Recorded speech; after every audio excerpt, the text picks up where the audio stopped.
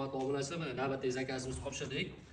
Navbatdagi zakazimizda mana taomni iltimos qilib 6 lik kalyonni o'ynab qo'yaylik dedik. Ertadan keyin nevaralar urib sindirsa, birortasi kesib ketmasligi uchun, singanda ham misol uchun birovga xavfsiz bo'lish uchun katta o'yinlarni 6 lik kalyonni o'ynab qo'yish kerak mana. Abdurash tog'amizga bitirib berdik, xudo xolasa cho'g'li chiqdi, ma'qul bo'ldi.